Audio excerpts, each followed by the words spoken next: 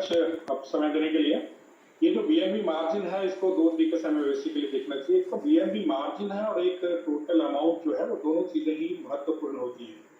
BNB margin जो है वो मार्च में 15.1 से गिरकर 13.6 हुआ है। ये सिर्फ प्रोडक्ट मिक्स की वजह से हुआ है। इस तिमाही के अंदर हमें फंडेड स्कीम जो pension and group scheme segment है उसमें से काफी प्रीमियम आया, उसकी वजह से ट्रेडिशनल मार्जिन जो है वो कम रहते हैं, उसने इसको इम्पैक्ट किया है। लेकिन अगर हम टोटल बीएनबी की बात करें तो 1397 करोड़ रहा है और लास्ट ईयर जब हमने फंड को बाइफरकेट किया था सितंबर में तो वो 1583 करोड़ था। तो इस हिसाब से जो 6 महीने का पिछले साल का बीएनबी था उसका 88% यानी कि 88% पहली क्वार्टर में हुआ है। तो दोनों ही फैक्टर बड़े महत्वपूर्ण है और जैसे जैसे ये साल आगे बढ़ेगा और दूसरे प्रोडक्ट्स की सेल भी बढ़ेगी, हालांकि हमारा इंडिविजुअल इंश्योरेंस में भी काफी अच्छा इस तिमाही में परफॉर्मेंस रहा है और हम ये एक्सपेक्ट कर रहे हैं कि आने वाले समय में भी ये बढ़ेगा और जो करेक्शन है प्रीवियस बिजनेस में भी आएगा और मार्जिन जो है वो they will be getting corrected, उसमें सुधार आएगा। तो राज सर, प्रोडक्ट मिक्स में बदलाव उसके चलते मार्जिन कॉन्ट्रैक्ट हुए। आसान शब्दों में मतलब ये हुआ कि जो कम मार्जिन वाले प्रोडक्ट्स थे वो इस क्वार्टर में ज्यादा बिक गए। तो फिर आपने कॉन्फ्रेंस कॉल में कहा है, अभी आपके मार्जिन आ गए value of new business margin 13.6 पे। कॉन्फ्रेंस कॉल में कहा गया कि 5 साल का होराइजन है value of new business margin को ले जाना 20 से 25% पे। ये कैसे होगा?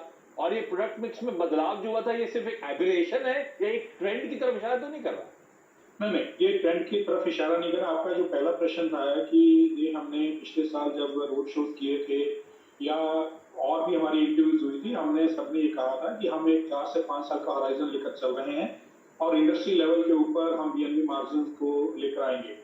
इसका एक सिंपल सा रीजन है कि पिछले 20 वर्षों से हम लोग पावर बिजनेस में बहुत हमारी स्ट्रेंथ है और नॉन पावर उतना स्ट्रॉन्ग नहीं था परसेंटेज टर्म्स के बेसिस के ऊपर। तो हमारी जो स्ट्रेटेजी है वो ये है कि हम जो पावर बिजनेस है, जो मेरी स्ट्रेंथ है, उसको कमजोर हम नहीं करने जा रहे हैं, उसके ऊपर हमारी एक निश्चित ग्रोथ रहेगी। लेकिन on the non power side हमारी जो ग्रोथ है उसकी संभावना बहुत ज्यादा है और ऑलरेडी उसकी विजिबिलिटी होनी शुरू हो चुकी है। हमने जो प्रोडक्ट है हमने ये भी कहा था कि आने वाले समय के अंदर अगले 5 वर्षों में हम सिर्फ और सिर्फ नॉन पावर प्रोडक्ट्स को ही लॉन्च करेंगे। तो जो ऑपरेशन की आप बात कर रहे हैं वो ऐसा नहीं है। कभी कभी ये साइक्लिक रहता है कि केंद्र में फंडेड स्कीम का बिजनेस कभी कभी एकदम से आता है क्योंकि उसमें बहुत ज्यादा प्रीमियम आता है फंडेड स्कीम में, परंतु वो जो साल भर के अंदर वो करेक्शन हमें पूरी संभावना है और हम उस पर काम करेंगे कि वो करेक्शन हो और जो मार्जिन हैं उसके ऊपर प्रोडक्ट मिक्स जो है वो ग्रेटर मार्जिन वाले प्रोडक्ट्स की तरफ ली जाए और दोनों चीजों को policy holder as well as share holder का ध्यान रखते हुए हम काम करेंगे। राज सर, इंश्योरेंस हमारे लेने की आई थिंक जो पैटर्न था या फिर आपका जो बेचने का पैटर्न था तमाम कंपनियों के लिए, उसमें कोविड काल के बाद एक बहुत बड़ा बदलाव आया। सर आप आज एलआईसी के साथ इतने समय से जुड़े हुए हैं, कोविड के बाद जो पॉलिसीज बिक रही है उनका ट्रेंड किस प्रकार का है? एंडोमेंट, मनी बैक, किस प्रकार की पॉलिसी ज्यादा बिक रही है? और एक और चीज सर, एलआईसी के प्रोस्पेक्टिव से मैं भी आपका ग्राहक हूं, मेरा एलआईसी के साथ जो रिलेशनशिप है उसको एस्टेब्लिश करने के लिए एक मीडिएटर हमेशा होता था, आपकी सेल्स फोर्स होती थी, आपका एजेंट होता था। डिजिटल प्लेटफॉर्म पे एलआईसी ने बीते 2 साल में कैसा किया है और कैसा करने की अपेक्षा आपको नजर आती है सर डिजिटल प्लेटफॉर्म पे स्पेशली? पहली बात आपने प्रोडक्ट्स की थी। कोविड के दौरान एक जनरल अवेयरनेस लाइफ इंश्योरेंस के प्रति हमने बदलाव देखा था, लोगों में बहुत उसमें जनरल अवेयरनेस आई थी और बहुत सारी इंक्वायरी जो है वो टर्म प्रोडक्ट्स के बारे में आ रही थी और हमने जो हमारा डिजिटल प्लेटफॉर्म है जिसके ऊपर 10 प्रोडक्ट सेल किए जाते हैं हमारी वेबसाइट के थ्रू, उसके ऊपर हमने काफी ट्रैक्शन देखा। लेकिन जैसे जैसे कोविड नीचे गिरा है, उसका ग्राफ नीचे आया तो हमने देखा है कि लोगों की इंक्वायरीज का ग्राफ भी नीचे आना शुरू हो गया। लेकिन ओवरऑल ग्रोथ अगर हम देखें तो जो टर्म प्रोडक्ट्स यूलिप्स हमारे लिए काफी इसमें अच्छा दिख रहा है। हमारा फोकस गारंटेड प्रोडक्ट्स के ऊपर भी है। जैसे कि मैंने पहले कहा कि जो पावर बिजनेस है उसकी एक डिस्टिंक्ट मार्केट है, उसको हम उस स्ट्रेंथ को कमजोर नहीं करने वाले हैं, भविष्य में उसको देखेंगे। दूसरी बात आपने डिजिटाइजेशन की बात की। डिजिटाइजेशन को मैं एक दूसरे तरीके से देखता हूँ, onboarding as well as servicing. तो 48 यानी कि 48% हमारा जो रीन्यूअल प्रीमियम है वो डिजिटल माध्यम से आ रहा है।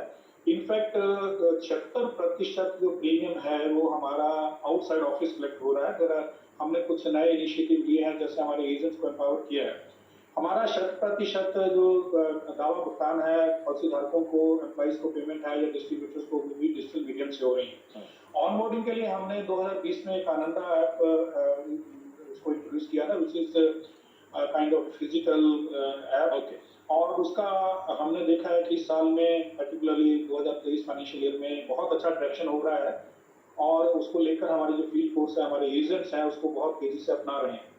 हमारा जो कस्टमर कॉन्ट्रैक्ट है, इंडिया एक ऐसा कंट्री है, यहाँ पर एक इंटरमीडिएट की जरूरत आवश्यकता हमें हर बार पड़ेगी। साथ के साथ ही जो दूसरे इमर्जिंग मीडियम्स हैं, डिजिटल है या बैंक एश्योरेंस है या एग्रीगेटर्स हैं या आईएमएफ्स हैं, उसके ऊपर भी हमारे टाइप्स हैं और उसके ऊपर भी हम काम कर रहे हैं। और हम उसके ऊपर भी, उसमें भी देख रहे हैं कि बहुत अच्छा जो ग्रोथ हमें मिल रहा है और ये भविष्य में भी चलता रहेगा। हम एजेंट, जो हमारा टाइड एजेंट है, उसको भी हम कभी कमजोर नहीं करेंगे, उसके ऊपर भी हम एडिशनल फ्यूचर में भी करते रहेंगे। और दोनों के बीच में एक बैलेंस लेकर ओल्ड एज न्यू एज के साथ एलआईसी आगे मूव करता है। Raj sir, thank you so much वक्त निकालने के लिए। स्टॉक आपकी स्क्रीन पर आएगा आज भी।